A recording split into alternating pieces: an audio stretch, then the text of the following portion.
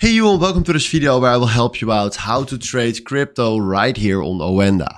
And if you want to trade crypto, the first thing that we're going to do is we go right here to search. And at this search, you can search for the symbol that you want to trade, but you can also click right here directly on crypto. And then you will find right here a full list of crypto that you can trade.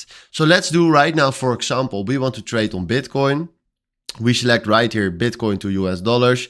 And then what we're going to do is we select right here new order. Then we fill in right here the volume, and you see right here, if we fill in the volume, how much Bitcoin it is. And then if this is fine, so for now this is fine, you can also click here on the plus to put a stop loss on it, or here on the plus to put a take profit on it, or you can fill in simply right here how much you want to put this take profit on, something like that. But for now, it's not necessary. We want to buy it. So if you click right here on buy market, you see that we just created ourselves a position on Bitcoin. So there it's standing. And this is how you can buy crypto or trade crypto on Oanda. So hopefully this was the video where I was looking for. Thanks for watching and have a wonderful day. Ciao.